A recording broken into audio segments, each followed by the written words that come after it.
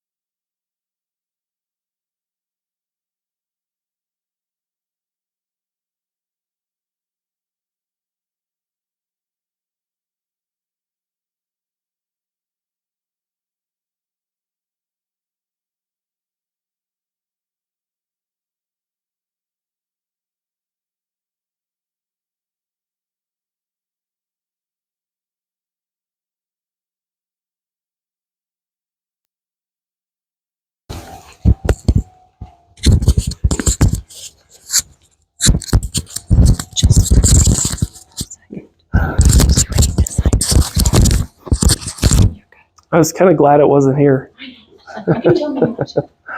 No, it just makes me be careful so I don't say dumb things. Okay, we'll go LDS proclamation and address. The Church of Jesus Christ of Latter-day Saints to the world, presented by the First Presidency. Let's see if we can pull this up.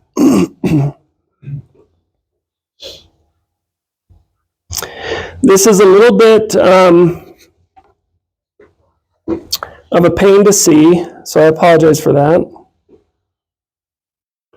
I found one that seems to work better than the others. I think it's the churches. And like I said, notice this is page 123 of 140. That's because it's tagged on to the General Conference Report. And we're not going to go through the conference report. Let's see, what did I just do wrong? Oh, good grief.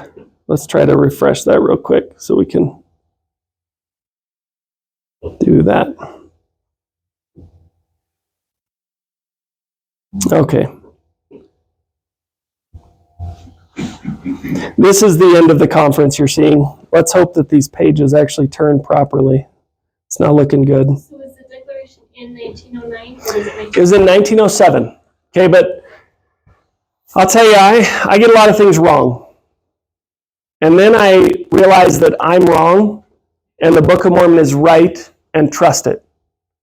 And I had no idea that Taft came to Utah in 1909. And I didn't figure this out until because, I will admit to being lazy at times in my research methodology.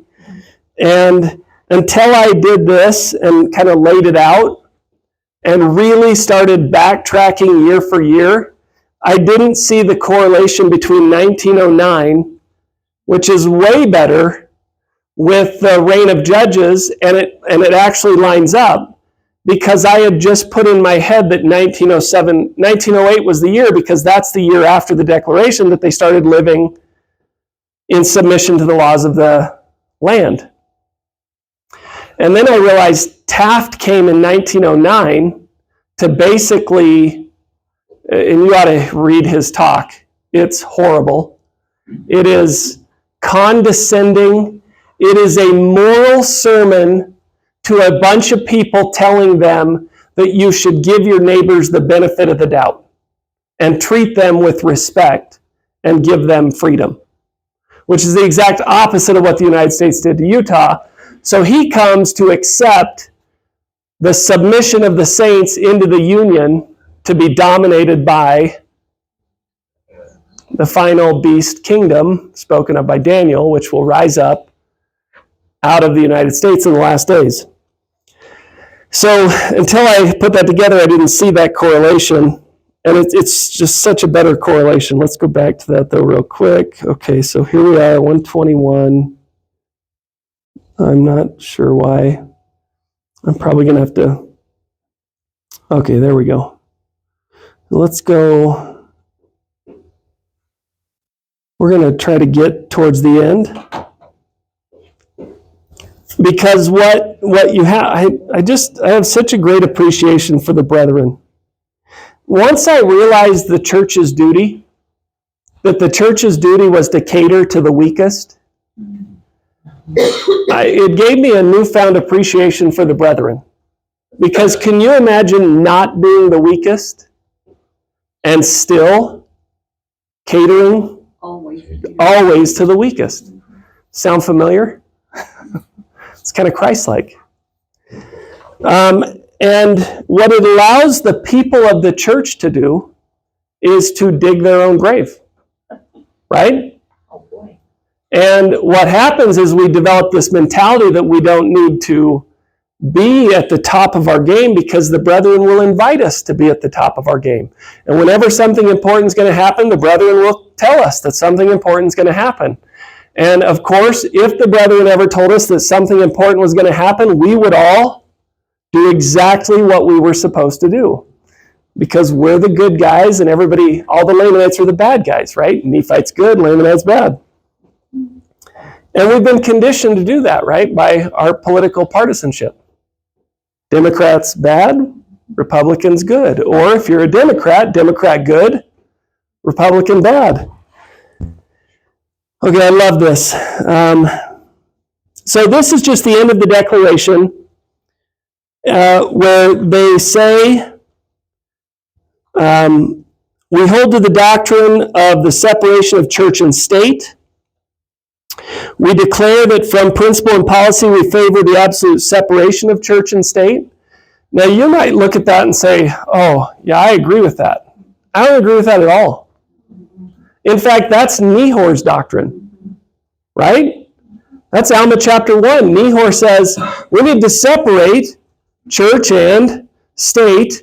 We need to elect by popular vote our priests and teachers, and we need to pay them money. Does that sound familiar? That's our system of government. That was Nehor's teachings in Alma chapter 1. Nehor sought to enforce that by the sword. And so what did they do to Nehor? They killed him. Now, do we enforce Nehorism by the sword, priestcraft? What is priestcraft? What is a man? I'm not going where you think I'm going. What is a man? Does a real man exhibit manhood? What does hood mean in manhood? It means the state of being a man. I don't need to do much to exist in the state of being a man. But if I decided I wanted to be a woman, how hard would I have to strive to exist in the state of being a woman? Just say it. Just say it. Just say it nowadays. So I'd practice womancraft, right? And womancraft is the exercise of being a woman. Do you see the difference? So what is priesthood? The state of being a priest. What if you're not a priest, but you want to have the power of a priest over people? Then you have to practice priestcraft, because you're not a priest. And when you look at the Book of Mormon, Alma chapter 1 specifically, they're wrestling with this transition from knowing what priesthood is to watching people like Nehor claim to have priestcraft and dominion over people. And he says, I can have dominion, allow me to get elected by popular vote, and give me the right to compel people to do what I say. And they're like, if we ever do that, what will happen? The Lord will destroy us. The Lord will destroy us. And so what do? We elect people by popular vote. We pay them. And if we don't obey their laws, they get to kill you. Does that sound like priestcraft to you? No, of course not, because that's what we do. And we're Mormons. Right? We don't do that in Fountain Green. Yeah, we do. Mount Pleasant? Yep. Sanpete County? Yes, it's the law of Sanpete County. If you don't obey the law, we will use force to come and make you do what you're supposed to do. Right? But you know how we justify this? We don't have to think about this because we don't understand what the Book of Mormon says in Alma chapter 1. In Alma chapter 1, it's like, be nice to people. Am I nice to people? I'm trying to be nice to people. Do I have less tattoos than most people? I sure do. Do I drink less than my neighbor? I don't drink at all. He drinks more than me. So I'm better. Even though I go down and vote to make sure you die if you don't pay your property taxes. But, well, I'm not going to get into that. Nobody likes it when I talk about that stuff. The reaffirmation of this doctrine and policy, however, is predicated. What does that mean?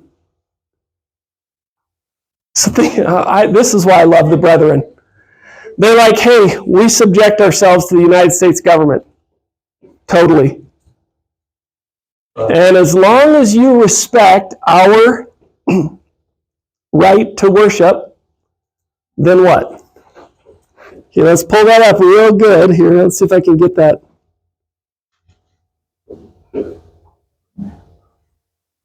Come on. Oh, it's not going to do it. Shoot. Okay. Okay, the reaffirmation. Now look what they're saying. We agree, but this is, what's that word mean? What's that mean? Subject. It's conditional. How many times have you heard people say, we obey the law of the land? Render unto Caesar that which is Caesar's. And I'm like, you don't know what you're talking about. You like barely open the scriptures. You don't even know what's like, you know what I'm talking about? Nobody knows what those things mean. What is the law of the land? And I'm not trying to make fun of you, but I'll bet you money we don't know it right here. What's the law of the land? It's not the Constitution. Unless you're not a member of the Church of Jesus Christ of Latter-day Saints, then to you it probably is. But if you're a Christian, what is your law? Okay, the God of this land is Jesus Christ. And his law governs this land. So what's the law of this land? It was given to Joseph Smith and is prefaced in the Doctrine and Covenants, section 1. And then every single section thereafter is the law of Jesus Christ upon this land. So what's more important, the Constitution or the Doctrine and Covenants? Who raised up the men to bring about the Constitution? The Lord did. Why did he say he did it? So he could establish his church. So he could establish his church. That all men might be free, but that if we took the Constitution and made it any more or any less, what? You have no promise. Basically, he said evil would come of it. Have we made it more or less? I'm going to go back to my timeline, show you how it correlates to some interesting things in the Book of Mormon. I love this. The affirmation of these doctrines and policies, in other words, we give loyalty to the United States of America. Can we do that in good conscience? Absolutely. Why? Because the Lord in the Doctrine and Covenants says, befriend the constitutional law of the land, which he raised up. Now, is that conditional? Absolutely. Why? Because our affirmation and support is predicated upon the express understanding that politics in the states where our people reside shall be conducted as in other parts of the Union, that there shall be no interference by the state with the church, nor with the free exercise of religion. Should political parties make war upon the church or menace the civil, political, or religious rights of its members as such, against a policy of that kind. What's that mean? Once you start to violate the Lord's law upon this land, you've lost our conditional support as a people. We were given a unique opportunity to maintain our loyalty to the Lord in 1847. How? By leaving. By leaving. And then in 1896, we were granted statehood. What's that clause under the U.S. Constitution? Equal footing? So we came back. Were we admitted on equal footing? Nope. Did we agree to give loyalty anyway if they would leave us alone and let us be free to practice our religion? Yes. Have they left us free? Who is it that has robbed us of our freedoms? The federal government, right? It's not Sanpete County. It's not Fountain Green. It's not the state of Utah. It's not us. At least not us in this room. It's everybody out of this room. You see how that works? now let's go back to what do we do? What do we do? Why do I go around trying to get people to believe something when I know they're not going to do anything about it? Why? Sure, good guy. Because I'm not a good guy. She's like, because you're a good guy. So your conscience won't hurt you. So when you stand up, we can stand up behind with you. I actually believe we can do it here in San Pete County. If you don't do it, I believe you'll be Yeah, called to pay the price. yeah, I agree. Okay, now he said, if you don't do what you believe, you will be called to pay the price. Okay, what if you believe something that really genuinely is not true and is bad? Same thing apply? I would say no. Many are called, but few are chosen. And why are they not chosen? Because they set their hearts upon the things of this world. How about narrow is the gate, straight is the way, and few there be that find it? What is required of a person who has found the straight and narrow way? What is required of a person who has been called and chosen? How many called and chosen live in Fountain Green? We have 2 temples. How many called and chosen live in San Pete County? Of all the places that we could bring to the Lord, this county is prime among them all. If we don't believe that, we should leave. Because what happens to a people who are called and chosen who don't do what they believe? They get destroyed. Now, she said, because you're a good guy. I'm not. My wife and I talked about this the other day. The greatest thing I ever did in my life is realize I wasn't righteous. It's the best thing I ever did. And what happens, though, is when you start to realize that, you're like, oh, I'm not righteous. That means this, and this is going to happen to me. That means I need to start repenting, doing this and this and this. And what happens when you start repenting? The Lord's like, hey, good job, you're repenting. And he's like, here, have some information. You ever had that happen in your life? You're like, oh, thanks for that information. And you keep trying to do your best, and the Lord's like, hey, have some more information. And then you start to look at that information, you're like, Utah, Judah, Yehuda,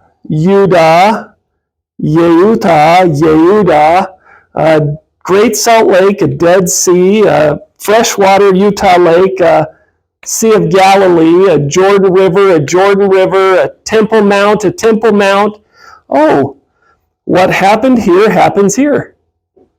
Right? I can be like, oh, look at all these comparisons.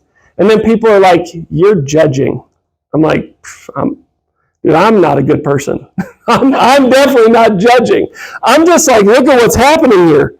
Like, do you see what happened here? Do you see what's happening here? They're like, yeah, I see that. And I'm like, and what happened right here? Oh, they all got destroyed. And I'm like, so what? Jesus comes and saves all of us. I'm like, wait a second, let's review that again. Bad, destroyed and saved. Like, that's not judging people. That's just like, hey, it looks like you're going to be destroyed. Right?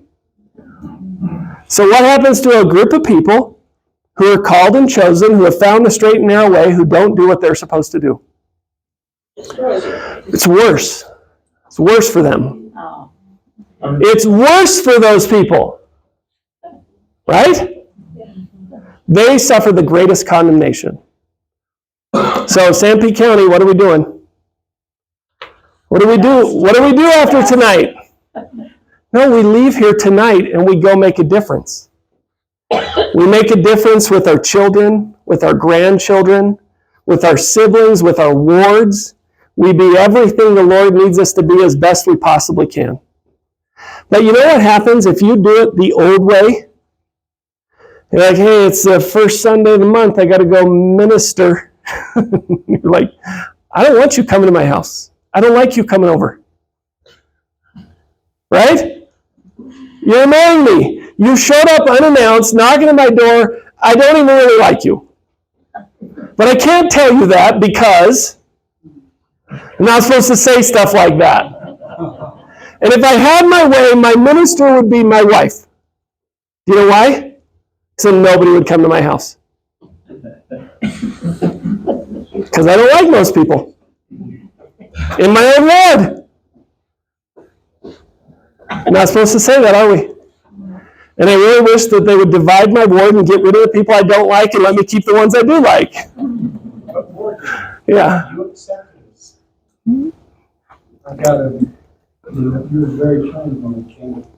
Yeah. But stepping back just a little bit, Okay. as you were talking at the beginning.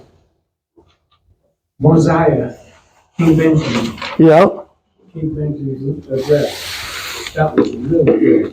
Yeah. But there's one thought that keeps coming to my mind about how King Benjamin and Mosiah lived their life. Okay. They were in government. But they said that they took care of the people.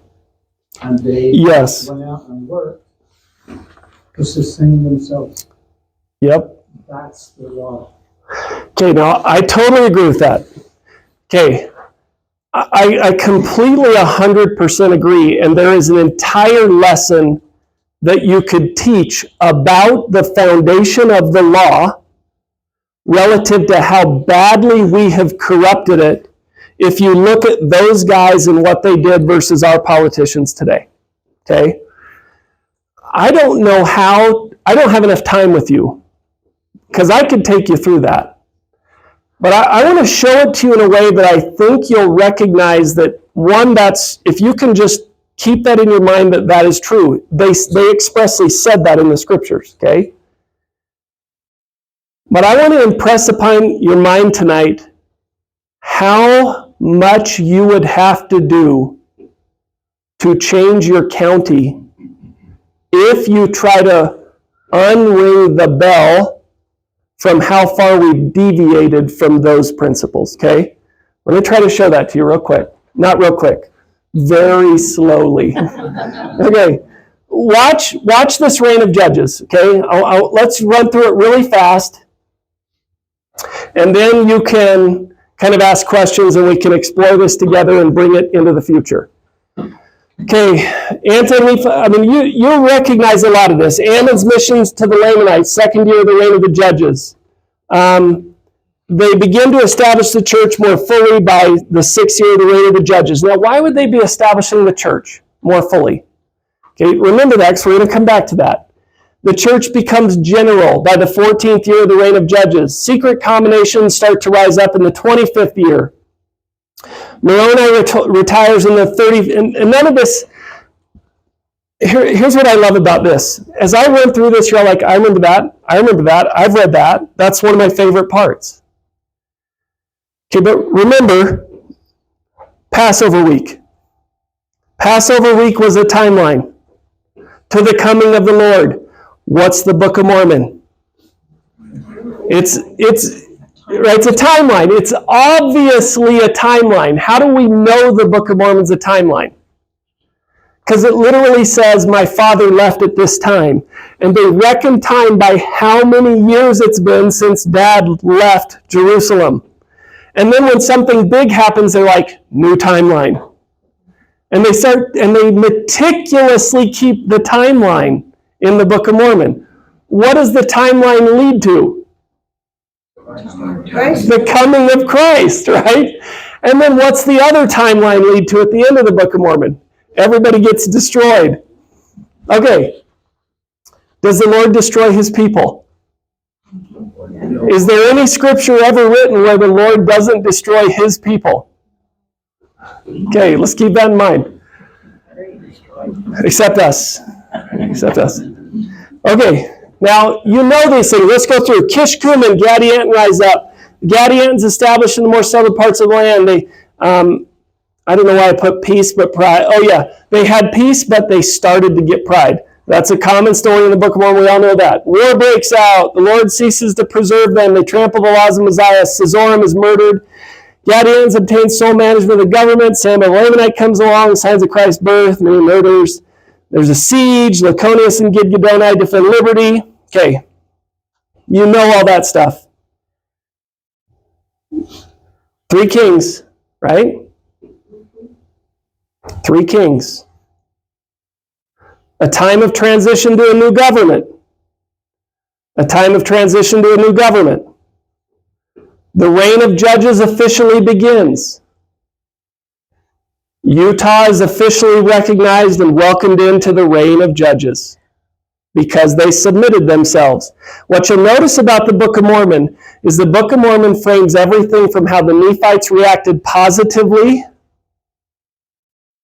and yet they still got destroyed. You'll often notice that as we compare our time, we didn't react positively, but we're going to be preserved. So,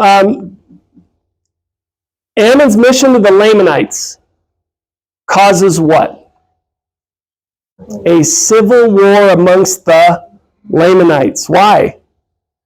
Because Lamoni converts, and the rest of the Lamanites are like, we got to go get those guys. Okay, now what year is that? 90 BC. Okay, remember our comparison. Look what happens in 1910. Mexican Revolution starts. A bunch of the missionaries and people have to leave the land of Mexico because of a big revolution on there. LDS colonies flee. Okay, the Amalekite rebellion. This is the beginning of everything that really goes wrong in the reign of judges. It causes a lot of murder and bloodshed between 2 sides, Lamanites and Nephites. It leads to the infestation of the Gadianton robbers. It's the foundation of everything falling apart. Okay, look at that's. Now remember, we're taking these comparisons, and I'm not meddling with the timeline. I took my 3 kings. I took these certain events, and now I'm just going year for year. Okay, year for year. Amalekite Rebellion, Federal Reserve Act, and the 16th Amendment. What are those? It's the beginning of the end. And what you're also going to notice is that in our time, we do have war, but most of our types and shadows are political in nature versus like physical murder, okay? So in the Book of Mormon, it's like people are killing each other with swords. In our time, it's political warfare.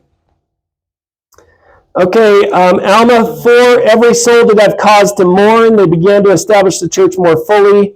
1914, World War I begins. Pride, contention, wickedness enter into the church in the 8th year of the reign of Judges, correlates with 1916. Alma resigns the judgment seat in the next year, the 9th year of the reign of Judges. Utah will get its first non-LDS governor in that same year that Alma's resigning and turning it over to Nephi-Ha. Ammon-Ihah is destroyed. Remember what the problem with Ammon-Ihah was? Ammon-Ihah was the source of a lot of wickedness in Nephite territory. World War I ends, the Spanish flu breaks out, Joseph F. Smith dies, Heber J. Grant takes over in 1918. By the next year, 1920, the new fight is over taxation and exemptions. The LDS Church had every incentive to regularize itself as a lawful corporate entity. We're going to get to that in a second. In 1923, to safeguard assets and to fit into the IRS model of tax-exempt religious corporations, which would come later, but the foundation of this begins in the teens because of the Federal Reserve Act and the income tax. And if you go and study Ammon-Ihah, what is Ammon-Ihah trying to do? He's associated with who? No, the Ammonites, they are. This is where, am I getting this wrong? Ammon-Ihah rises up later and rallies the kingmen, right? Okay, and so Ammon-Ihah is a manifestation of the Nehorites and the Zoramite problems, and it's this cankerous doctrine that enters into the body of the people. And the church is like, don't let these doctrines get into us. So they get Nehor, Korihor, Zoramites, and the Ammonites. And all these doctrines, the church is like, keep this out. In the meantime, losing their priest as the chief judge because the people can't sustain the righteous leader anymore. And you start to have kind of these pressures from the outside coming into the Nephite world to get the Nephite world to what? To relent on true doctrines. Okay, look at 14th year of the reign of Judges. Church becomes general. Corresponds to 1922. Look what happens in 1923.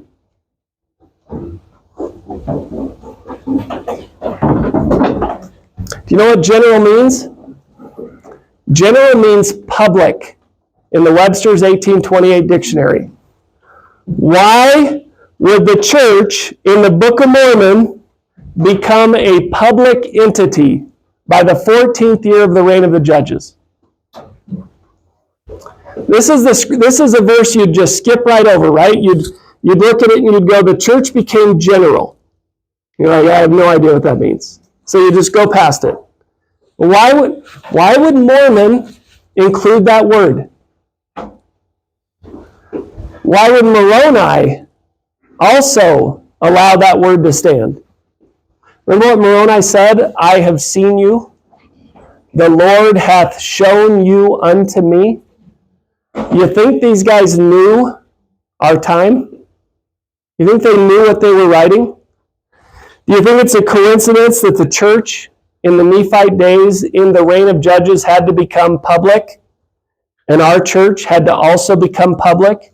Shortly after a conspiracy changed the fabric of the Constitution to allow direct taxation of its citizens, which prior to that time was unconstitutional?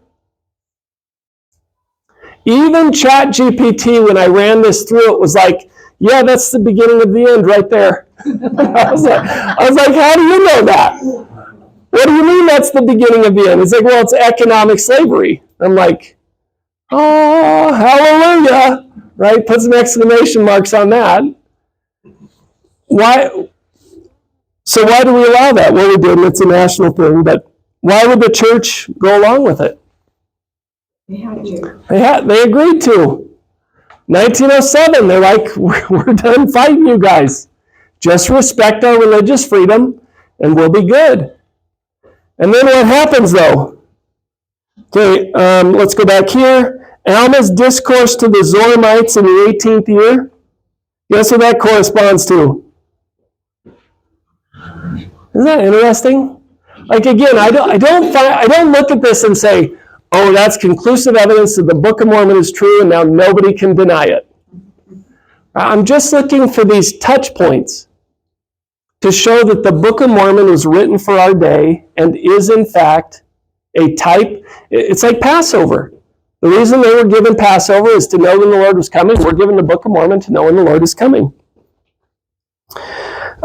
Secret combinations begin to rise up pretty heavily in the 25th year. Look at that. Again, that's crazy. Look at the Brownlow Commission. I was wrong. It's Amalickiah, not Ammoniah, but they're similar dudes. Amalickiah, he's the guy. This is fascinating. Have you ever read really what Amalickiah tried to do? I might be wrong on this, but I bet you I can find it. Yeah, but that's the narrative we grab onto, right? And then there's these little things. Watch this.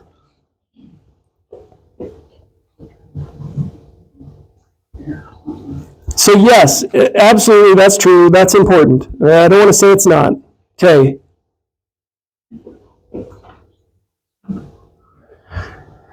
That's not it. That would be too obvious.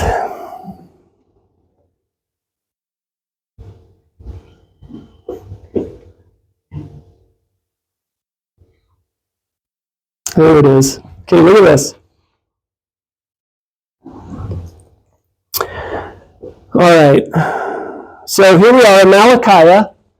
We look at this and we're like, hey, this guy wants to be king. We know a king is bad, right? Even though Joseph Smith was king, even though Jesus is king, even though Brigham Young was a king and John Taylor was a king, having a king's bad.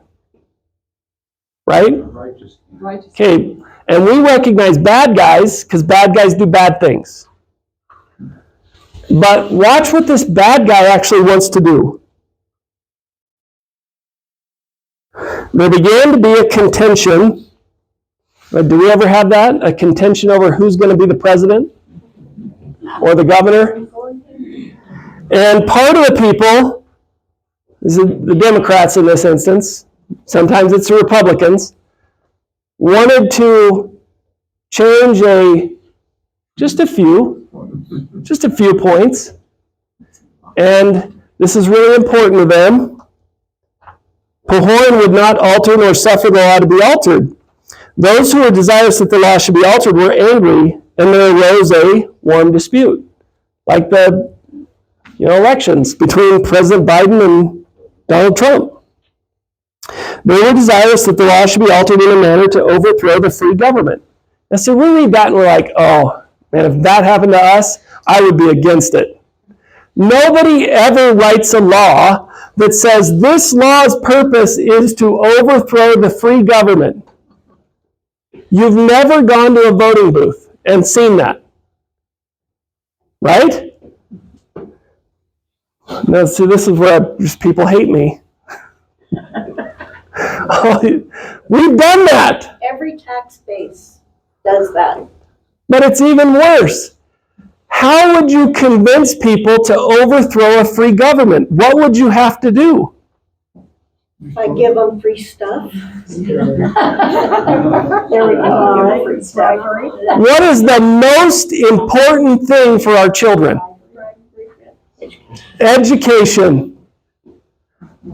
Do you think the devil doesn't know that? You think the devil's like, what should we do? And all his minions are like, well, what we should not educate.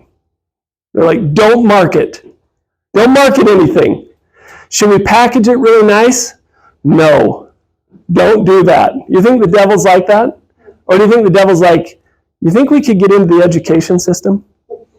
You think he ever thought that? Honestly, has he ever thought that? I'd be interested to talk to a room full of teachers and be like, do you ever think the devil thought to infiltrate schools? And watch all the teachers be like, I don't know if I can answer that. Not on my watch. And I believe that. I believe that most teachers are like, not on my watch. But are there any teachers here actually who would be willing to admit that it's hard to represent your beliefs at school? Does anybody deny that? Okay, but what if I want to teach evolution? Can I teach evolution? You're supposed to teach evolution. Well, but how? That's not fair. That's a religion. No, that's settled science. Right? Okay, but even though, watch this. Look over here. Where is it?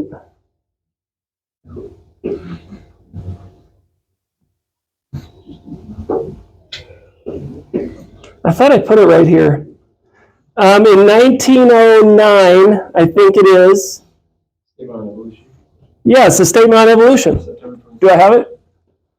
First presidency on the left. Oh, yeah, it's right after it. Okay, so 1909, the first presidency comes out with a statement on evolution. Where's all the BYU professors who are like, I got this statement, right? I'm going to post that on my door. No evolution in my classroom. Nobody does that.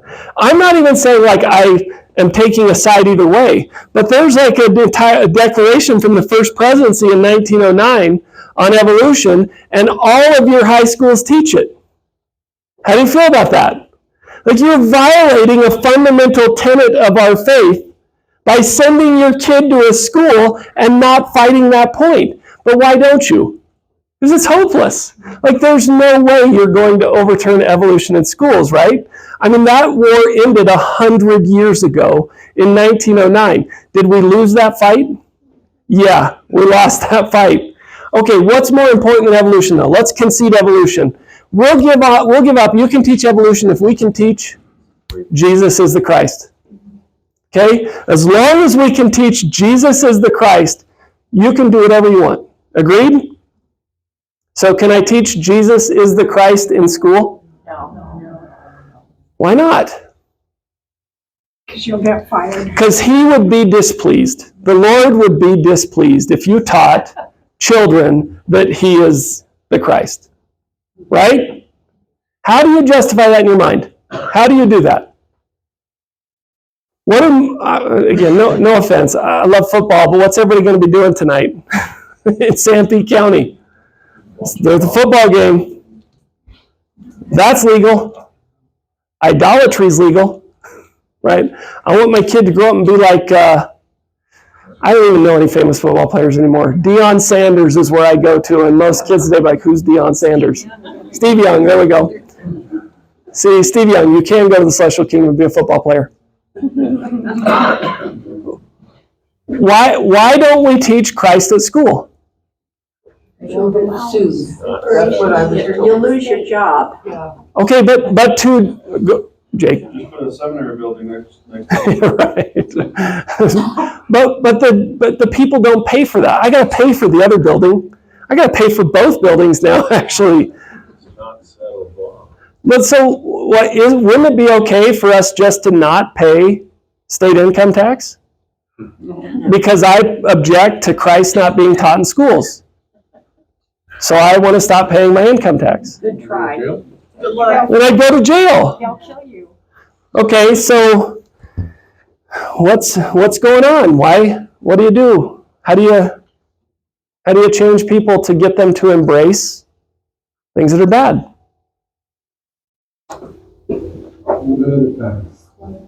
Yeah, where do you do that at today? It's so obvious that our schools are the place that form the minds of our children. Right? So what are we doing? We're not. As a general body of people, we're not doing that. We are paying from our pockets. Do you guys know, I hate to even say this, geez. This is where, is anybody here an elected official? If so, please raise your hand. I won't, okay. I know where you live. All right, we just had a tax increase here in Sanpete County. Yeah. Why? One of the dudes who voted for that makes more than most people who live in this county and is building a beautiful home. Boy, but we need it. Our kids need it to keep the lights on. Maybe that guy should make half as much money. Maybe all of our elected officials should stop making money and be like King Mosiah and make their own living. What if we did that? No more money. Why do we need these fancy buildings? You seen the state court that was just built in Manti? Beautiful. I'm like, dude, turn that over to some families. Let them live there. Nothing good happens in a courtroom these days. You want to grow. Do you know what our police officers do? Drive around in new pickups. Well, no, they take your money for speeding tickets. Why? Why do we have to have them doing that kind of? They're a fundamental part of the Constitution. Law enforcement is. Constitutional, fundamental. But what do we fund over law enforcement? Schools. Not fundamental, not constitutional. That's a painful reality that we don't like to look at today. So how did the Nephites get corrupted? They probably voted for it. Let's go back to these guys. These kingmen, they never write, by the way, if you implement these schools, it will lead to your downfall because all of your children will start having mental and emotional health problems, thinking they're furries, become transgender, not be able to define the difference between a man and a woman, go off to a college and waste their entire life savings on a degree that will never do them any good. Nobody sold you that, but that's what your schools have become. Go teach that to the people. Go see what happens when you teach that to the people of Sanpete County. Okay, you want to save Sanpete County? How far back do we got to go now? What year is this? Let's look at the year. 67 BC. Let's go back to these comparisons. There you are, right in there somewhere. 67 BC, 1933. You think you're going to unring that bell? Okay, so keep that in mind. How do we fix Sanpete County? Okay, just keep that in mind as we keep going here. I think what it has to be is we have to all decide that we have to work harder without pay. We have to help our community, whether it be in the government section or in the private section. We just need to give of our time and our services and try to help people. Okay, I actually know this guy. He's in my ward. And because of that, I know that he works, okay, and has a reputation. So I completely agree with that.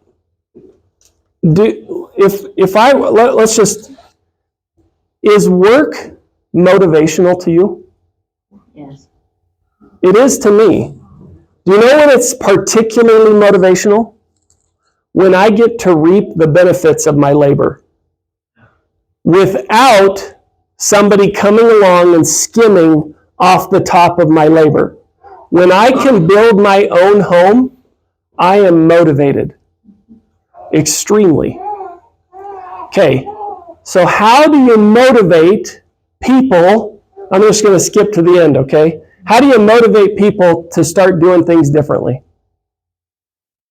Do you put them on a hamster wheel of righteousness and just keep telling them to run faster on the hamster wheel? Like I got a kid with, I shouldn't admit this on a recorded video. I've got a kid, no, it's okay, you don't turn it off. I just can't speak as candidly. Can I make another little Sure. comment? If anything involves work, you do it, you've eliminated half of the competition. Yeah, So, maybe even more. yeah. Because the Lord says, what does the Lord say about Adam's labor? That Adam reaps that which he sows, that Adam goes by the sweat of his own brow, which is what makes Cain so offensive, because Cain comes in to Adam's son Abel and says, give me some of your stuff that you work for. And Abel won't give it to him, so what right did he have to kill him? Yeah, no, he had right. They had a government going. Well, who did he inherit his right from? Yeah, Satan. He was the first apprentice of Satan. That's who Cain was. And Cain, do you think Cain inherited his robes? Do you ever learned about those robes? I mean, I'm not talking to strangers here. Cain inherited those. And Cain went to him and said, look, I've got the stuff on now. I'm the master Mahon. Give me your stuff. And Abel said, no, I'm not going to give you my stuff. And Cain said probably something like this, well, we voted that you had to give your stuff. And what did Cain kill him with? It's Hebrew tradition. We won't find this in the Old Testament or the Book of Mormon or the Pearl of Great Price. With a stone or a club. They're not sure which. But why would a stone be interesting if it was a stone?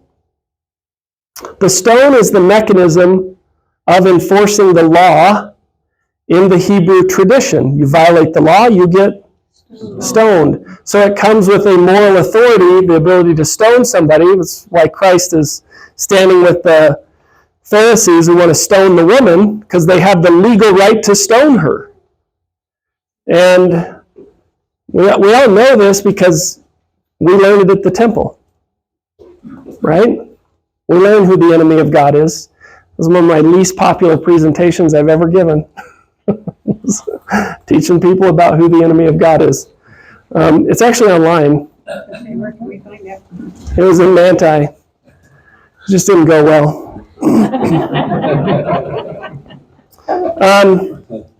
All right.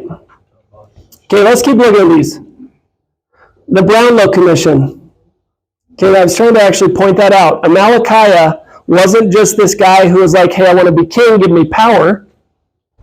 He was a guy who first sought to subtly alter the law, and to alter the law by legal means. And when his attempt to alter the law failed, what happened? He's like, fine, we'll do it by force. You think he was like thinking he was not justified? I'll bet Amalickiah thought he was justified. In fact, doesn't he exchange some letters? Is that the one? Remember the letters between Moroni and... No, because Gideon's after. But Laconius does exchange letters also. See, I'm pretty sure it's either Amalickiah or his brother. Okay, so then you get Moroni retiring, Hagoth and large ships. Now, look at the Hagoth large ships, and look at that date right there. Okay? If you study the nature of war in the Book of Mormon, it fundamentally changes at the death of Moroni. Why? What have the Nephites become once Captain Moroni retires? Wicked. Okay, that's coming. They become the superpower. They are the superpower, and the Lamanites cannot. There's only one moment where a Nephite, Coriantumr, joins with the Lamanites on a special operation to pierce to the center of the land, and he goes to where? Utah. He goes to Utah. What's happening here? Why would he go to Utah? I mean, what is Zarahemla, if not a parable of Salt Lake City? So why would the war changes? Nephites are a superpower, but Coriantumr's goes to the Lamanites. He's like, let's go get Zarahemla. They pierce all the way to the middle of the land, Zarahemla, Salt Lake City, to plant what? Television. Yeah, right. Look at the year. This new doctrine that's coming. We're going to see. Okay. Now, if you look at the Book of Mormon, look who shows up. Okay, 55 BC, you get Hagoth leaving. There's no more real Nephite-Lamanite wars like there were before. The Lamanites just become less and less of a threat to the Nephites. Look who shows up. 42nd year of the reign of Judges. Okay? Look who shows up. What's that guy say? Watch out for the communists. Watch out for those commies. And the people are like, there's no commies.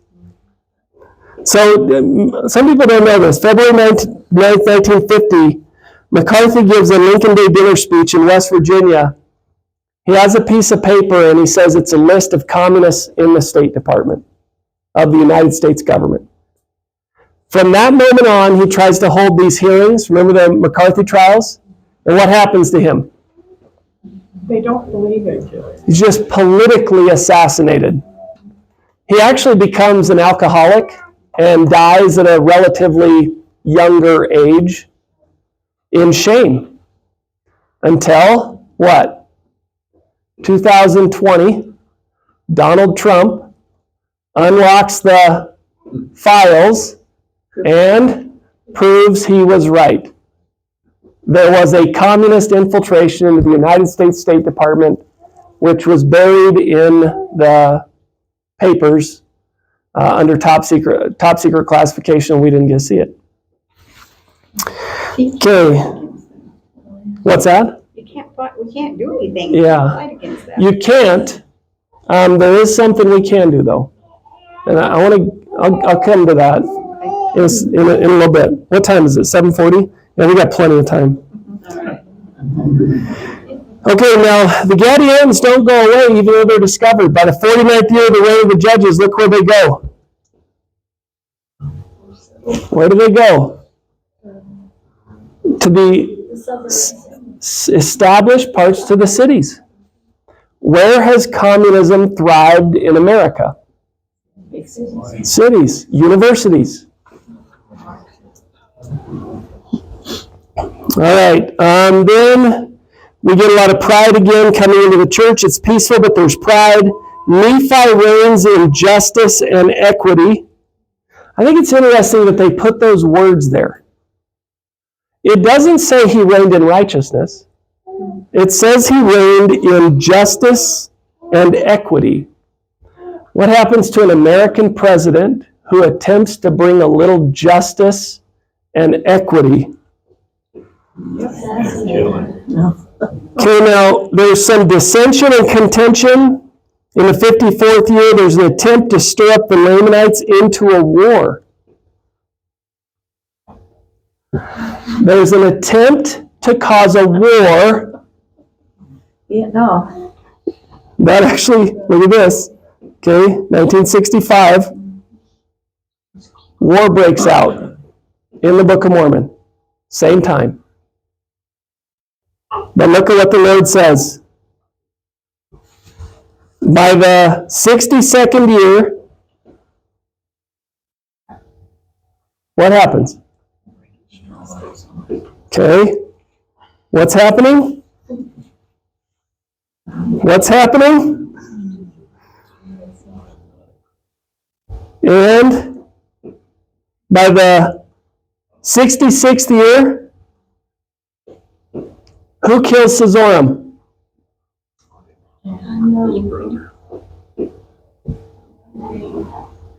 Who gets rid of that guy? Really? I mean, we know who got rid of Nixon. They made documentaries about it. It was an inside job. There was an inside conspiracy within our own government to get rid of Nixon. And it worked. Why? Because he said something offensive. And all the people who were recording him were like, sweet, we got him. Now let's get our CIA operative at the newspaper to write the story. All of this, we know all of this now. Did Joseph know all of this? Joseph's just laying it out perfectly. He's like, I'm going to write this crazy book, and I'm going to lay out the future of the United States of America year by year in the Book of Mormon. Okay, we get Gadians obtain sole management of the government by that date. If you think that's happening now, you are 50 years too late. They obtained sole management of the government back in the 70s. Because of the Great Depression, the New Deal. Let's go back even farther. Because of the Federal Reserve, because of income tax levied to the states by the 16th Amendment, followed by the Brownlow Commission in the 20s and 30s, followed by the New Deal in the 30s, followed by Gadian takeover in the 1950s. And then what did we do? We're we should probably take prayer out of school and Bibles and kill babies. That was our response. So now how do you unring that bell? You're trying. But think about that. Do you know how hard it is for me to convince even a room full of people like you that this timeline seems to be spot on? Let alone imagine trying to teach your neighbors and kids and ward. Because I'll hear people say, well, we're in the Captain Moroni time. And I'm like, that's 70 years ago. Okay, George H.W. Bush, Samuel the Lamanite, remember that guy? Samuel the Lamanite's hey, if you don't repent, you're going to be destroyed pretty soon. Okay, now look at this guy. Okay, so that's 86th year, 6 BC, 1994, Howard W. Hunter. What does Howard W. Hunter have to do with Samuel the Lamanite? I love this. Somebody messaged me about this. He's got relatives from Mount Pleasant. Does he really? Yeah. See, there you go. His mother. She lives there. She was from Mount Pleasant.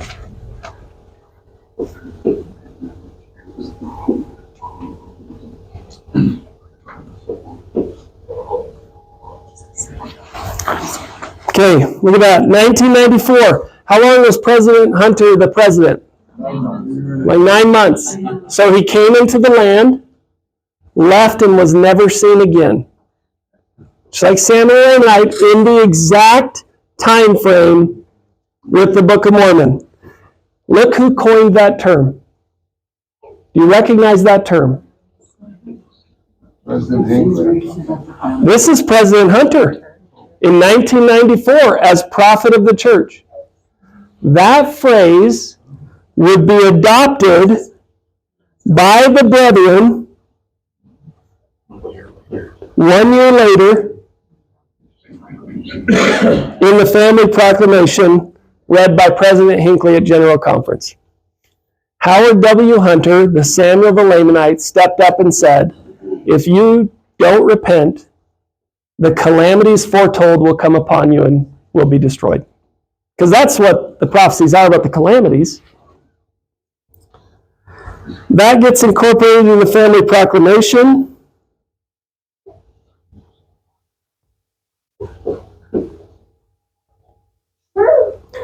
Then in the 92nd year, they get the sign of Christ's birth. So they change the reckoning of their time. We get the year 2000. All right, now I'm going to fill this in every single year. And guess what's going to happen? It's going to line up. Why will it line up? Because people like me will find what they want to believe in the scriptures. That's true. That's absolutely true. And that's why nobody will believe it if they don't want to. This is not something that we get to force on people. This is crazy. I mean, there's no way Joseph Smith did this. There's no way. Right? Unless he did. And I don't know how to prove that to you. But if you are a believer, okay, you get to choose what you do with your belief. Now, why would your belief right now be so important? Because remember how I talked about work motivating people? Do you want to know what motivates men? Really, truly motivates men. Like nothing I've ever seen in my life.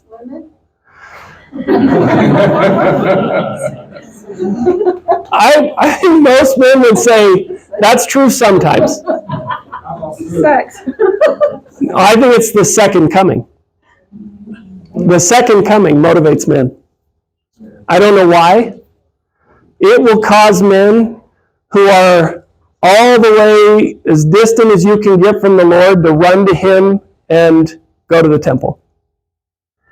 I've seen it cause a young man who was completely inactive and knew nothing about the church. He drove to Adam-on-Diamond, came home, got his family active in church, and sealed in the temple a year later. I don't know why it does that. Okay, but if you are a believer, I want to show you something. Okay, if you think there's something to this, watch what happens. Okay, see that year? See that year?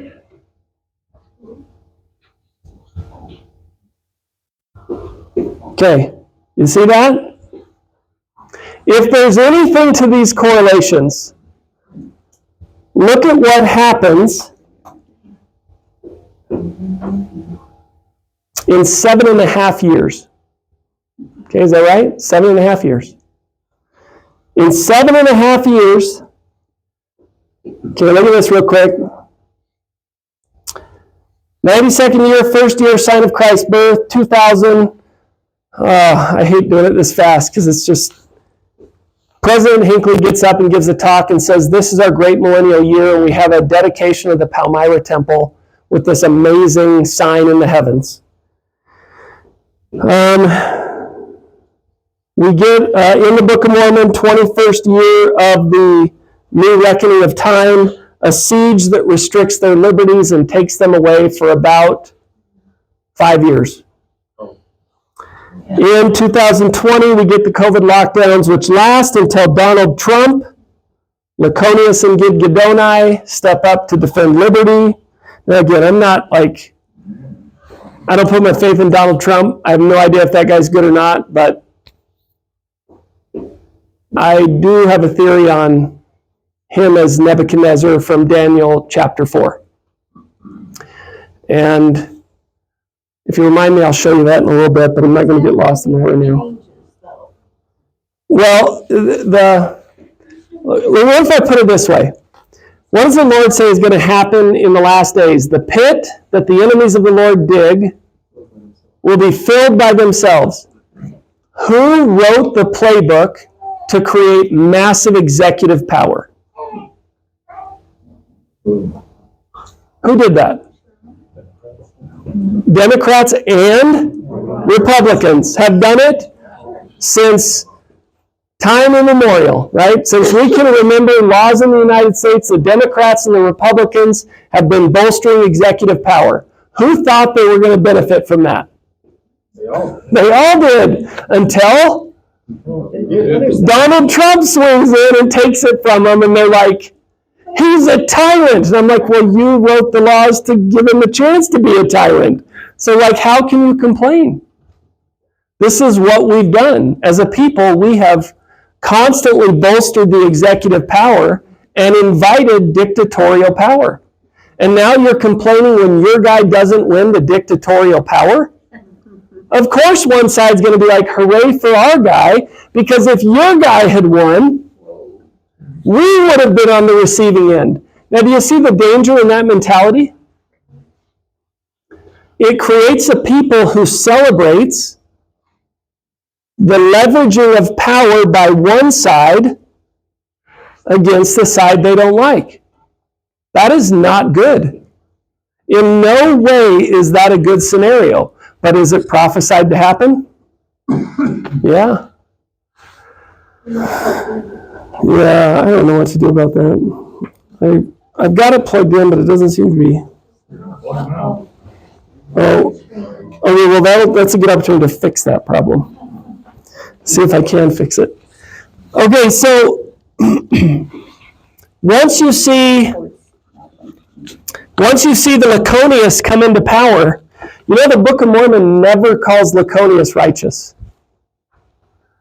Never. Which is really interesting given the part Laconius plays in restoring some justice and equity to the land. But what actually happens with Laconius, I'm gonna charge that for a little bit, or we might, well actually. Should we have a break? Yeah, maybe. That's probably a good idea. Okay. Let's take a break. Okay.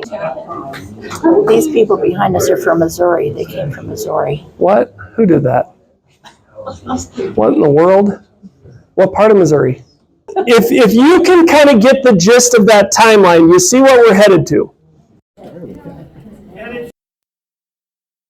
So obvious to me now, after doing this for 5 years, it seems so obvious when the Lord is coming and where he's coming to, that I think there's no way it can be that obvious. And yet I go back to the Passover week, and I'm like, it's so obvious when he was coming the first time, and when he would die. And you would think that in the week they're going to kill him, they'd be like, wait a sec. We've been doing this for thousands of years, and we're literally repeating the pattern we've been practicing all this time. So, does anyone know when President Nelson was called to be the prophet? Okay, do you know what the date was? 7 years ago. March 31st. Okay, now look at when Passover was. That's a little interesting, right? When did he die? 7.5 years later, in between Rosh Hashanah and Yom Kippur. That's kind of wild. Do you know what happens at the end of another 7.5 years? we hit the timeline of the Book of Mormon in 2033 on Passover week. Sorry, it's April 4th. Okay, so they hold the tribute on October 1st. The holiest day of the Jewish year, Yom Kippur, is observed. It begins October 1st at sundown. We had a memorial for him on the holiest day of the year on the Jewish calendar.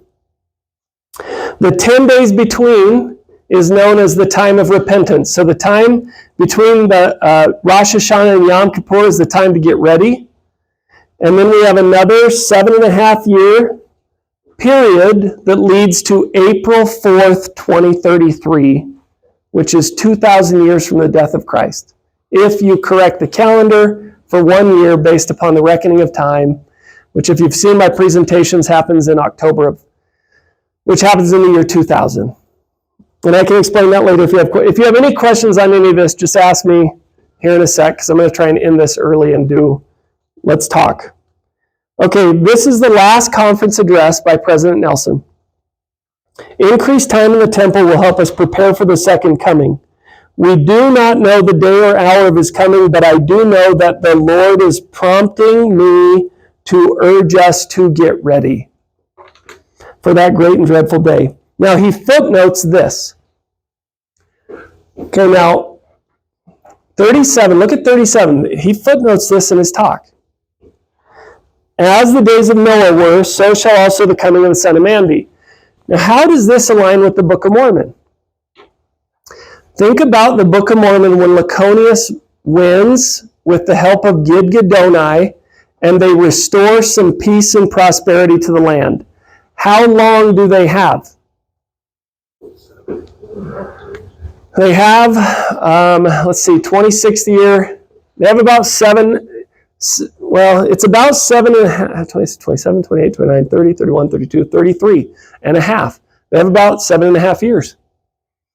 And in that 7.5 years, how many people do you think are like, hey, Jesus is coming in 7.5 years?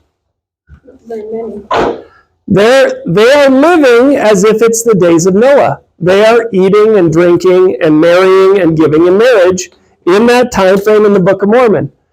And Elder Bednar gave a talk recently called In the Space of Not Many Years. Do you remember that one? Where he talks about how quickly they fell out of civilization. All right, Matthew 24:37. I'm not going to go through all this. I do want to show you this part, though. For as in the days that were before the flood, they were eating and drinking, marrying and giving in marriage until the day that Noah entered the ark. And they knew not until the flood came and took them all away. Okay, now,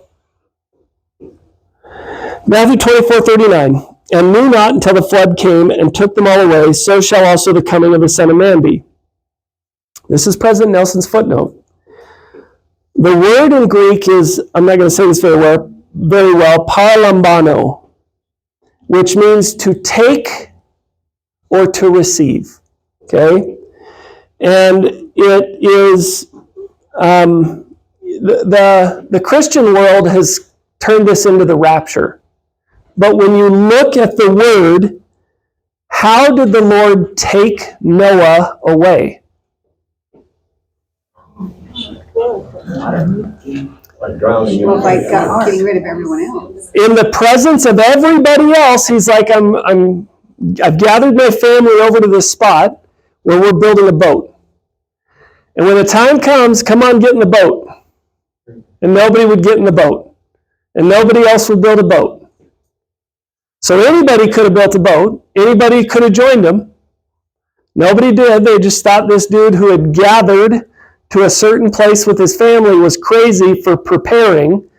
The boat also becomes symbolic of a temple, which you get from a footnote put there by the church about what a window is and how a window is a stone, and then refers over to the book of Ether and the stones Ether made, which invite you to contemplate how the temple can get you prepared, which is the other thing President Nelson was talking about in that talk. So in this, he also footnotes 13 Zephaniah, The great day of the Lord is near. Okay, this is President Nelson's talk. Anybody remember his talk about the darker signs of the times? How about peacemakers needed? What was happening in the last few years of the Nephite civilization before it fell apart prior to the coming of Christ?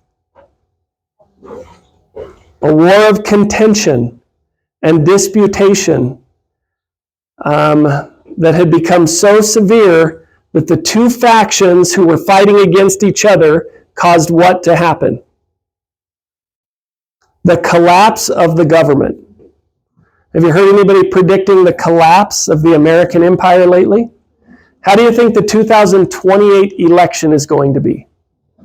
Okay, so President Nelson says, I'm feeling urged to get you ready, and then he dies at the end of that 7.5 year mark. Who's going to be the next prophet? Probably. So you have a 7.5 year medical pandemic presided over by a physician, and 7.5 years coming presided over by a judge and lawyer. What happens in that 7.5 years in the Book of Mormon? A political crisis of great disputation. Let's go to the Book of Mormon. Okay, this is President Nelson's last talk referencing these verses out of Zephaniah and Matthew. So if we look at our parallel timeline from the Book of Mormon, let's just pull that one up. Sorry.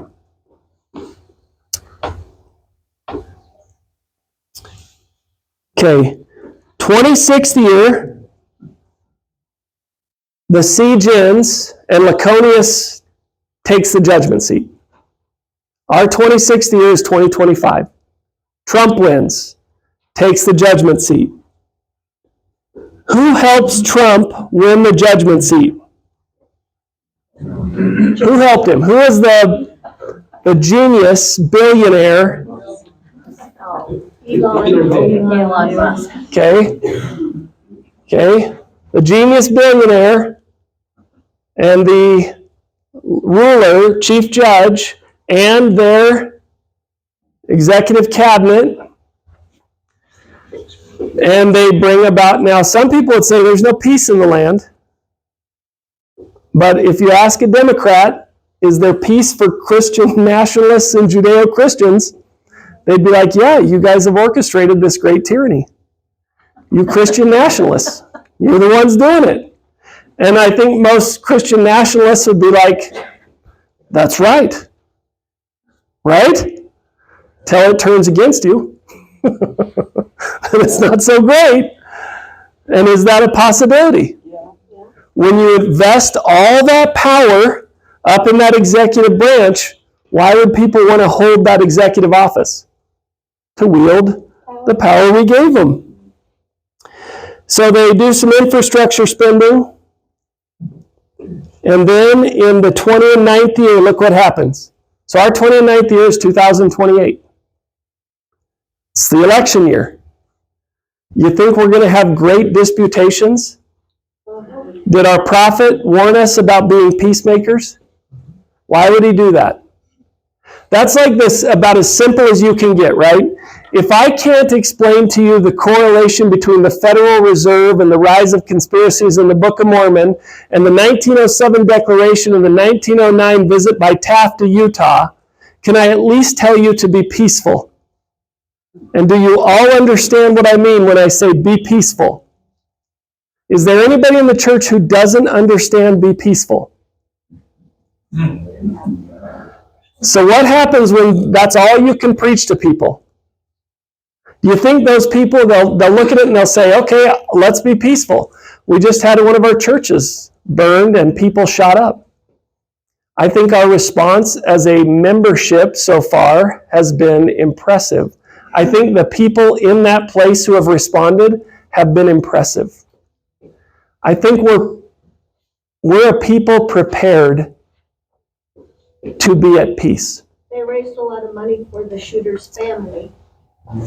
Okay, now take the message of the second coming and start to elaborate backwards. You see what I mean? If you can embrace being a peacemaker, what's the lesson before in the Book of Mormon that we didn't master? Did we let the Gadianton robbers get sole management of the government? Got to repent of that. Let's go back further. Did we allow them to infiltrate the more settled parts of the cities? Did we raise up in pride? Did we start to get costly apparel? Let's go back beyond that, all the way back to the Federal Reserve. And right, you see, Neil A. Maxwell talked about this. Repentance requires excavation, he said. And we're pretty good at the surface repentance, but the excavation's harder. So what happens is you see the people generally when they're given the opportunity to become prosperous and peaceful, they take it. But the moment you give them, the moment the other side exerts their power, what happens? The people tend to drift right back into the problem. And so within a few short years, the people begin to be lifted up in pride again. They begin to persecute each other, afflict each other, revile each other, such that there's a great inequality that the church began to be broken up. Now, when did Joseph Smith translate this? What did broken mean in 1820? 1828 Webster's Dictionary. It means bankrupt. So, is it possible that the corporation could be seized and its assets taken? Is that possible in an economic collapse? I don't know what this means. I have a hard time with this one, but it's interesting to me that the term means bankrupt. And members of the going into debt. Yeah. We have a bankrupt membership of the church. Well, we have a bankrupt nation, right, already. So what happens if a nation cannot continue to indebted spend? This is going to come after whatever you said. So who do you turn to? Who did Nazi Germany turn to? They killed the Jews and took their stuff. They were one of the more wealthy demographics in Germany, and they took their stuff. Okay, the cause of this iniquity was Satan had great power. Look at what. How many of you would say that Donald Trump is dispersing power back down to the people, like Laconius did? Watch what happens. Oh, I wish I had something to draw on. I'd show you this. Shoot. Let's see if I can describe it.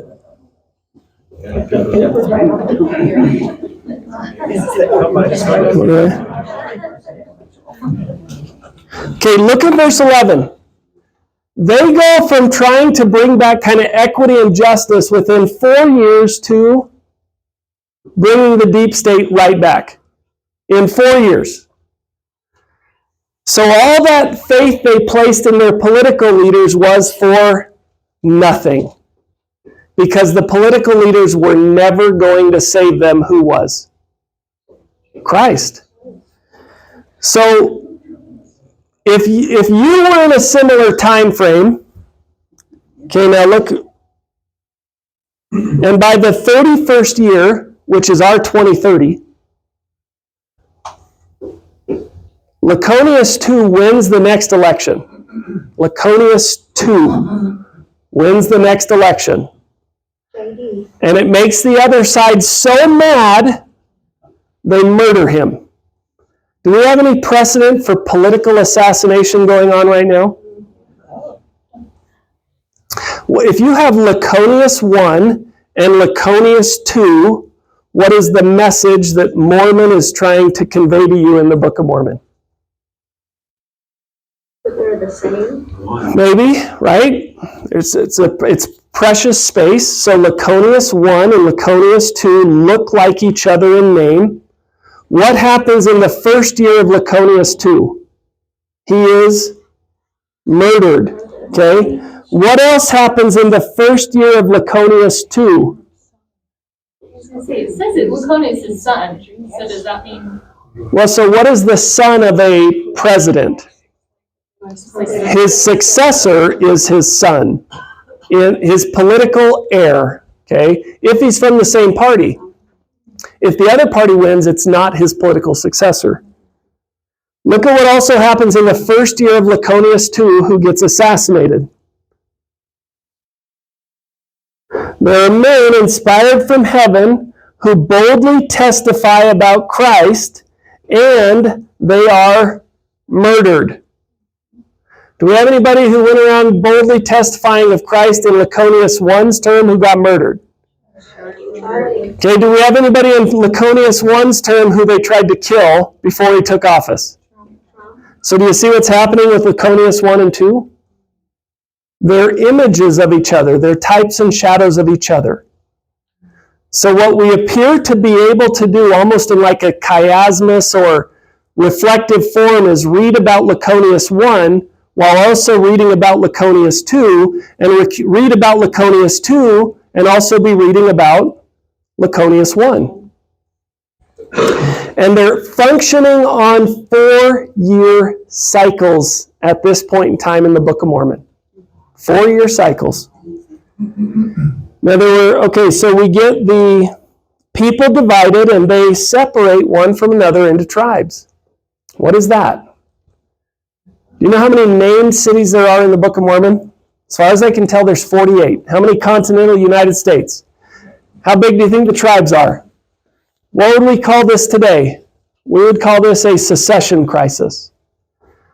So they murder the next guy, and the one side gets mad that they murdered the guy, so they're like, we're not going to play in the game anymore because you're cheating.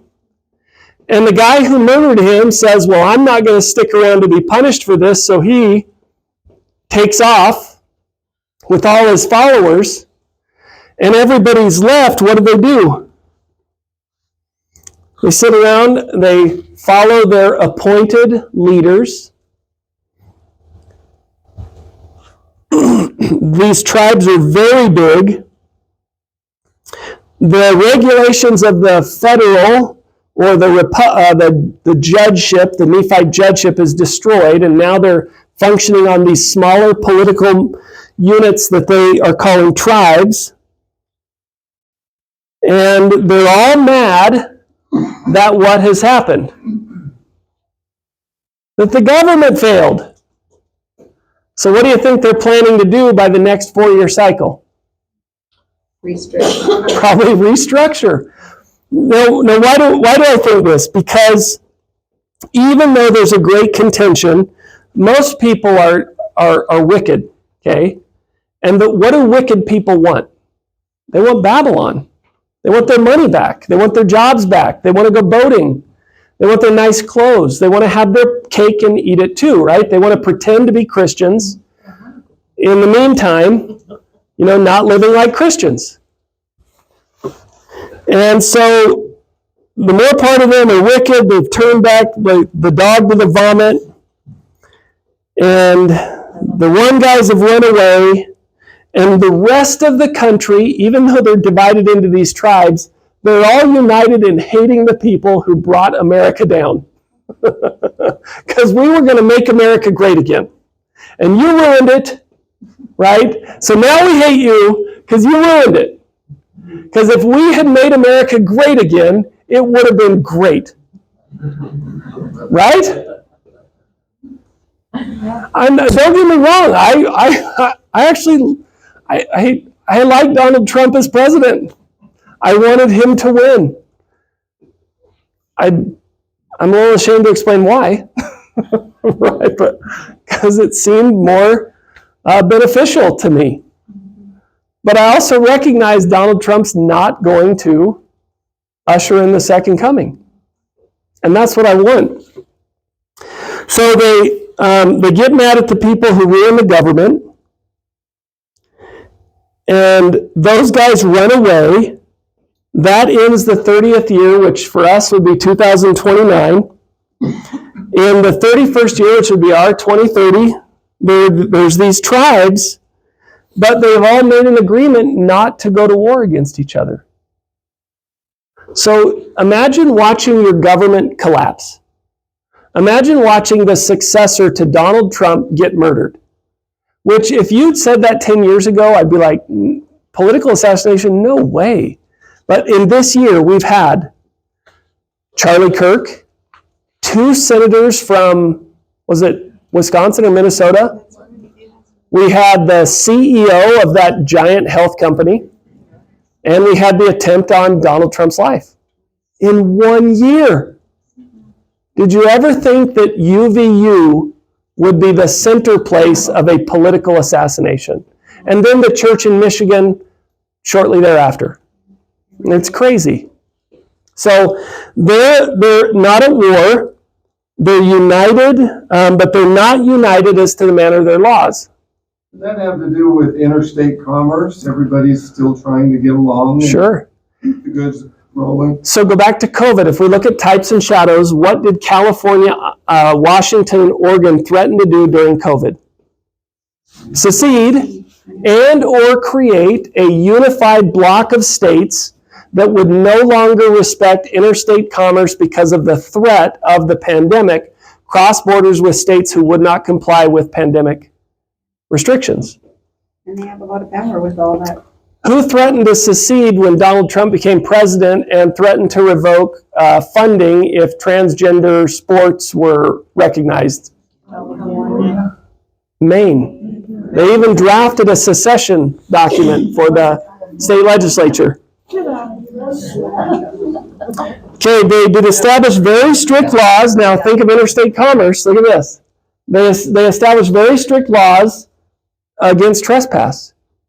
So they've got border protections between these tribes. But they had peace. They had some degree of peace in the land. And if I think I missed it, but look at this. All this was done and there was no war. Okay, so imagine this, 2030, okay? 2028, biggest election in the history of the United States. Laconius II wins. He's assassinated in the same year. The Republican states are beside themselves, except for Utah, right? Because Utah will be like, we all just want to get along. Can we agree to disagree? And we love California and Texas. And Texas is like, well, we don't love California. And California's like, well, we don't love Texas. And they're like, no Texans in California. And you'd be like, whoa, this has escalated, right? And now Utah's like, well, we're going to love everybody. And Texas is like, we're finally seceding from the Union. And California, Washington, and Oregon are like, well, so are we then. And you can't come here. And Utah's like, well, we can go everywhere, right?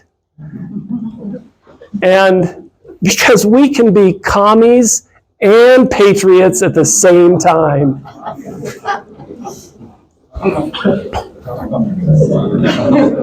And we can deny, never mind, I'll stop there. We can deny Christ in public schools and still send all of our kids and love it. Yeah, see, that one hurts a little more. That's why I shouldn't say stuff like that. Because it's contentious. I gotta go repent. After the chaos. Yeah.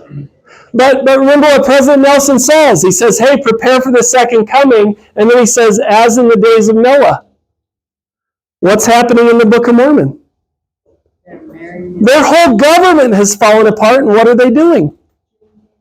They're trying to live the life that they were living before all these signs came upon them that made it obvious Christ was coming in 3 years. And he's coming in 3 years, and they're like, no, we're gonna be fine. We're gonna get this United States back together again, and we're gonna have an election, and we're gonna elect a new president. We got rid of that Jacob guy who ruined it all. That's what they're doing. That's it. I mean, okay. You can see why I would infer that from President Nelson's talk where he says, get ready for the second coming. The Lord is urging me to tell you this. And by the way, here's a reference to Matthew, which talks about how in the days of Noah, everybody was just acting like Christ wasn't coming. That's us. We're Sanpete County. Like, I kid you not, the greatest county in the world. And Sanpete County is acting like the Lord is not coming soon. Like, we should throw all the hobos out and just be like, we're only electing like our stake presidents and the most righteous people in this county, and we're getting rid of all the horrible laws. Either that or maybe don't even elect any Mormons. Elect patriotic non-Mormons.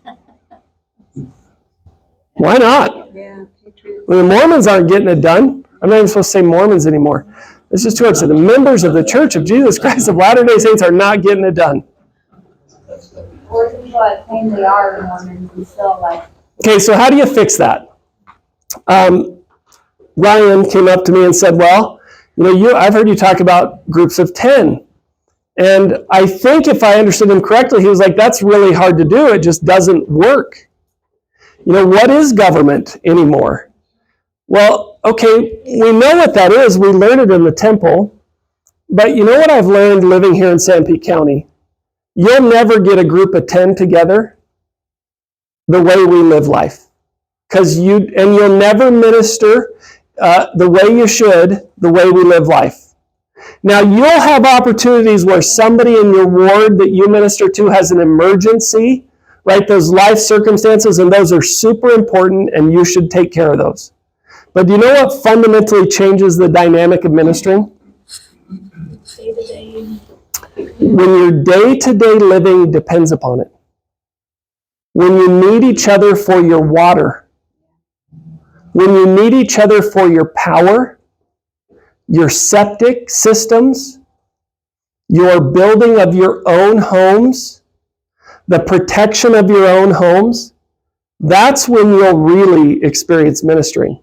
But so long as the government gives you your water and your power and enslaves you to a 30-year mortgage at a job you hate, you will never know ministering like you could know it if you would get rid of the government from your life and start to live with each other. Aren't the Amish a better example of that than we are? Okay, so they are a better example in some ways, but when you get...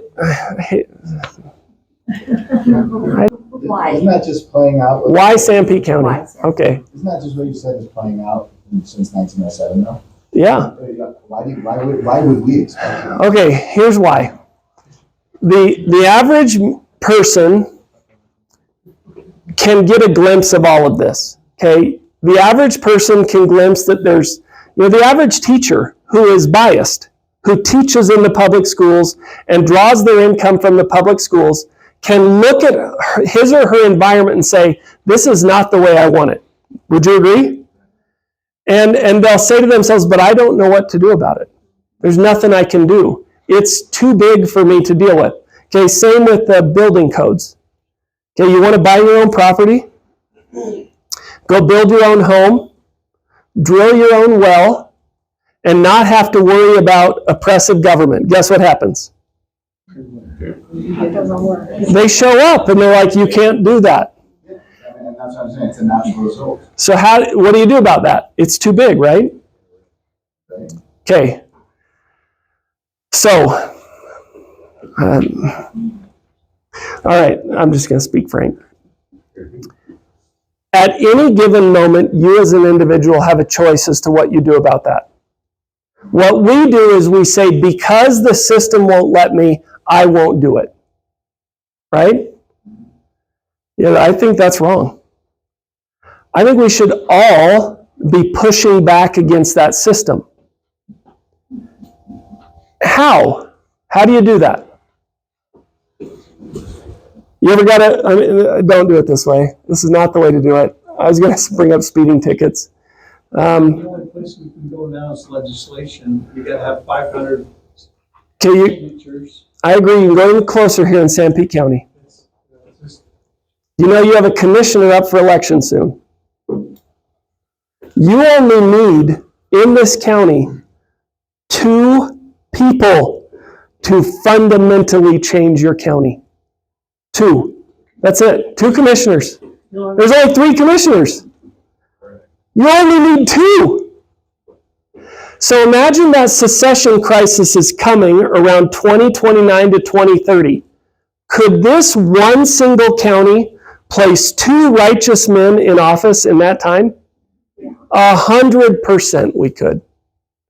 It would take our effort to believe and to do anything we could, anytime we could, in any amount we could, between now and that time, so that when it falls apart, we have a sane area in which to live with two righteous people sitting in those seats of government. That's all it would take. Are you running? No, I'm not running. Because I'm going to, never mind. I'm not the good person. There's somebody better. But if the government falls apart, what difference does it make? I mean, we're all Okay, that's a good, okay, now let's, scratching it out of the dirt. okay, remember what Nephi says, liken the scriptures unto ourselves, right? Let's take that and liken that to ourselves. Let's pretend as a thought exercise that in 2029 the government falls apart. Sometime between 2029 and 2030. Okay, that is 26, 27, 28, 29, 4 years. We got 4 years. That's not bad. What would you do in the next 4 years to change your situation right now?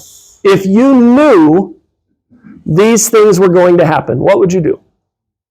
Prepare. How?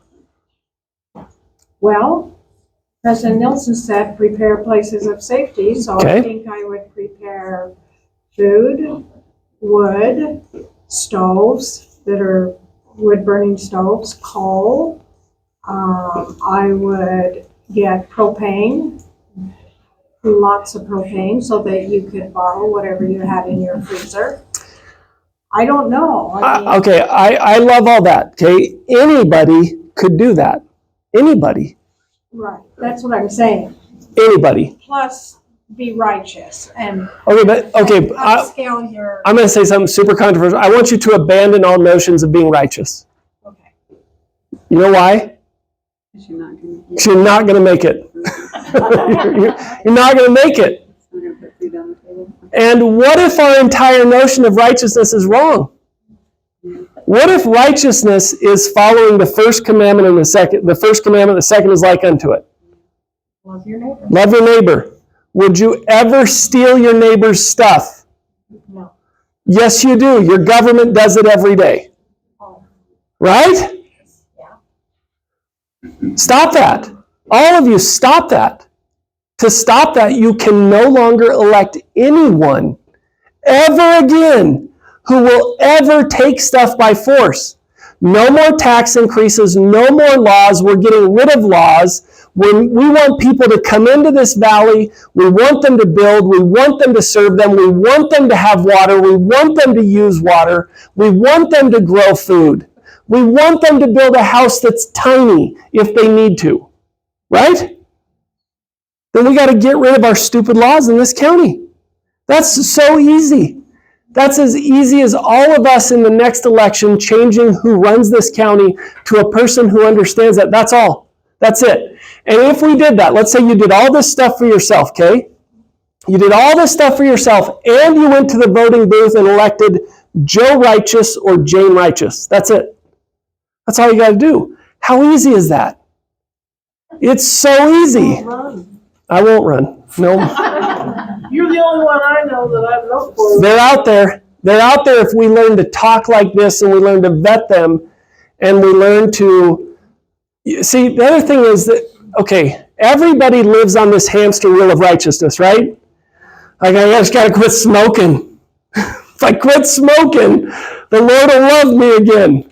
I got to quit looking at pornography. If I do, the Lord will love me again. That's true, okay? If you stop bad things, guess what happens? If you stop bad things, good things happen. That's obvious. How long do you think you'll be trying to stop bad things in your life? Forever. Okay, so if you wait, if before you elect somebody righteous, you have to get off your little wheel first, right? I got to get that tattoo removed. Got to quit smoking on Saturdays. I got a bottle of vodka by my bed. I don't drink it very much. Once a month, I take a swig. I still can go to the temple because my bishop said once a month is okay. Right? You're running on that head. Just get off that stupid hamster wheel. Who cares about that stuff? That's what the atonement's for. You know what the atonement doesn't cover? institutionalized wickedness. The Book of Mormon is all about institutionalized wickedness. They corrupt the law. They put in corrupt elected officials who don't think they're corrupt. I went to a county commission meeting where a county commissioner prayed, thanking God for the freedoms we had, and then took mine away. I was like, what's going on here, bro? He didn't have a clue. He really thought he was...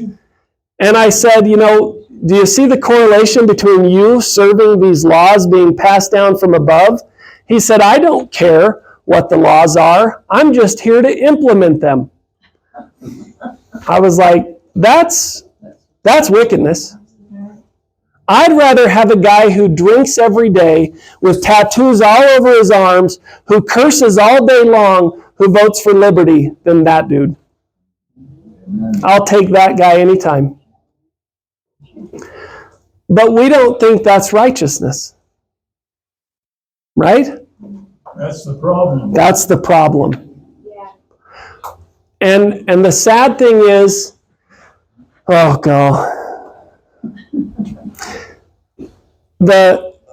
President Nelson's just so right. How do I say this? I feel like I'm all over the place now.